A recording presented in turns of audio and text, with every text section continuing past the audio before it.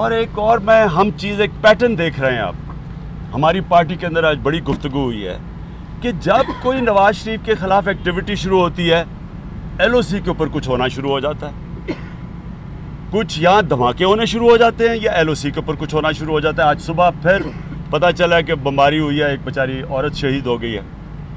तो इसका क्या कनेक्शन है, ये हम सारे आपस में सोच रहे हैं कि ये एक दफ़ा तो हो गया, 2 दफ़ा तो हो गया, लेकिन ये एक पैटर्न बन चुका है कि थोड़ा सा प्रेशर पड़ता है नवाज शरीफ पे तो कुछ ना कुछ हो जाता है। इसको बेल आउट करने के लिए कुछ सिक्योरिटी एक्टिविटी शुरू हो जाती है। और जो और ताज्जुब की बात है कि जो डिफेंस मिनिस्टर है उसका काम था बयान देना, ये जो पाकिस्तानी फ़ौज के ख़िलाफ़ और ISI के ख़िलाफ़ अमेरिका से एक स्टेटमेंट आई है, उसका ख्याल था उसका काम है जवाब देना। वो क्या जवाब दे रहा है, नवाज शरीफ की करप्शन बचाने के लिए जवाब दे रहा है। वो क्या बातें कर रहा है, शौकत खानम के ऊपर इल्ज़ाम लगा रहा है। यानी जिसका काम डिफेंस मिनिस्टर का काम है कि स्टेटमेंट्स दे के जो पाकिस्तानी फ़ौज को आइसोलेट करने की कोशिश की जा रही है। पाकिस्तान का जो इस वक्त फ़ौज का रोल है, शायद सबसे अहम रोल है आज पाकिस्तान फ़ौज का, ज़रब अज़ब से लेके बलूचिस्तान से लेके कराची से लेके छोटू गैंग से लेके, हो सकता है मोटू गैंग के लिए भी ज़रूरत पड़ जाए फ़ौज को। तो ये सारा जो फ़ौज का अहम रोल है, ये कोई डिफेंस मिनिस्टर का क्या काम नहीं है कि फ़ौज के लिए कुछ स्टेटमेंट दे? क्या जब मोदी ने स्टेटमेंट दी थी कि नवाज शरीफ ने UN की तकरीर जनरल रहील के प्रेशर में की थी, तो क्या काम नहीं था ये डिफेंस मिनिस्टर का कि स्टैंड लेता कि नहीं जनाब, फ़ौज और नवाज शरीफ एक ही पेज पे हैं? तो हमें एक इंक्रीजिंगली ये जब से ये पैनामा का इशू शुरू हुआ है, एक बल्कि इंडिया के डिफेंस एनालिस्ट ने तो कह ही दिया है कि नवाज शरीफ हमारा एसेट है, यानी हमारा असासा है नवाज शरीफ, हमने इन्वेस्ट किया हुआ है नवाज शरीफ के ऊपर। तो ये तो अब और सामने वाज़े होता जा रहा है। तो पहले तो डिमांड करता है सारा पाकिस्तान कि किसने वो जो लीक सिक्योरिटी लीक की थी, इसके ऊपर डिमांड करता है कि इसको सामने लाया जाए। ये सारे पाकिस्तानियों की डिमांड है। दूसरी चीज़, डिफेंस मिनिस्टर का काम स्टेटमेंट देना है जब हमारी फ़ौज और सिक्योरिटी फोर्सेस को बदनाम किया जाए इंटरनेशनली। उसका काम नवाज शरीफ की करप्शन प्रोटेक्ट करना नहीं है।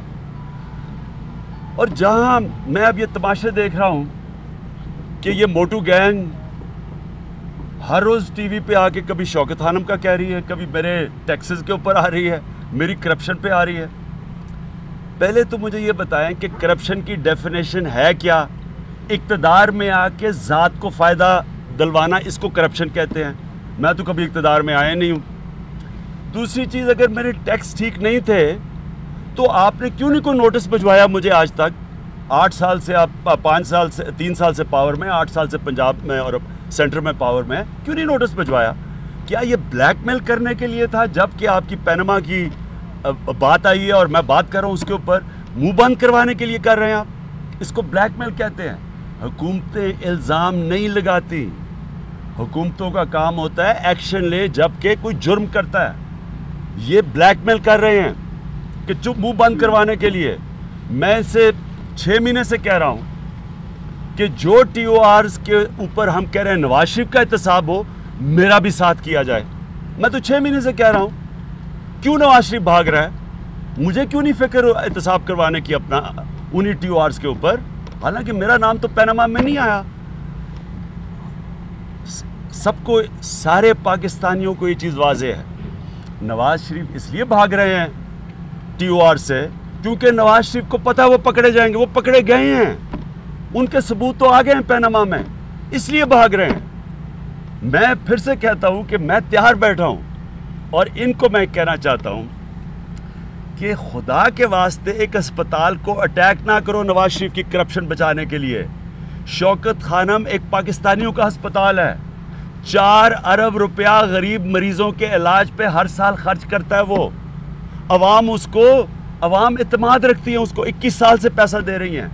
अगर आपको कोई भी उसके ऊपर शक और शुबात है, क्यों नहीं आपने एक्शन लिया? 8 साल से आप इक़्तिदार में हैं, क्यों नहीं आपने एक्शन लिया? इसका मतलब ये है कि अगर मैं आपकी करप्शन की निशानदेही ना करूं तो इसका मतलब कि हम जो मर्जी करें, पैसा बनाएं, एक चैरिटी से भी पैसा बना सकते हैं। आप सिर्फ तब बोलेंगे जब आपकी करप्शन के ऊपर उंगली उठाई जाए। अगर आपको कोई भी इल्ज़ाम थे शौकत खानम के तो मुझे ये बताएं कि क्यों नहीं एक्शन लिया। अगर मैंने टैक्स नहीं दिया था या आपको शक व शुबहात थे, क्यों नहीं मुझे कोई नोटिस भिजवाया? आज तक तो मुझे कभी कोई नोटिस ही नहीं आया।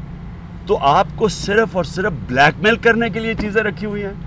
ये जो मोटू गैंग है मरियम शरीफ की, मोटू गैंग के झूठ बोल बोल के इनके मुंह के ऊपर अल्लाह की लानत आ चुकी है। इनकी शक्लें बदल गई हैं झूठ बोल बोल के, झाग निकलनी शुरू हो गई है मुंह से। जितना भी आप कर लें, असल में नवाज शरीफ अब नहीं निकल सकते इससे। मैं इन्होंने आज को दावा किया है ना कि हम कोई बड़ी आपको रोकेंगे आने से, जेलों में डालेंगे। मेरा चैलेंज भी देख लें आप, ये जो आवाम आ रही है ना, अब जेलों में हम नहीं जाएंगे, आप छुपते फिरेंगे पाकिस्तान में। आपने अगर कोई हरकत की, मैं आपको यकीन दिलाता हूं कि जिस तरह का आवाम आ रही है इस्लामाबाद में, आप रोक ही नहीं सकते। आपके पास इतने जेल ही नहीं है इनको भरने के लिए। ये 10 लाख लोगों को कोई पुलिस नहीं रोक सकती। 10 लाख लोग होंगे। मैं इंशाल्लाह आज आपके सामने दावा करता हूं कि इंशाल्लाह 10 लाख लोग होंगे 2 तारीख को इस्लामाबाद में। कौन सी पुलिस रोकेगी उसको? जो रोकेगी, और अगर इंतशार किया तो फिर इनको छुपने की जगह नहीं मिलेगी।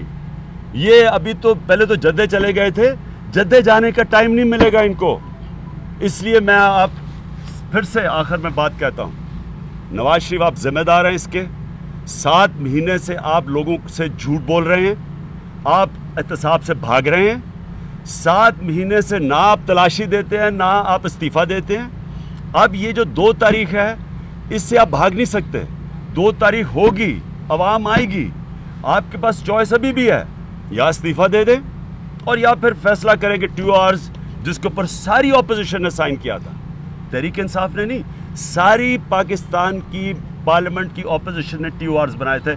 उसके तहत अपने आप को तैयार रखें एहतसाब के लिए। हाँ, सब एक सवाल ये है कि 2 को सुप्रीम कोर्ट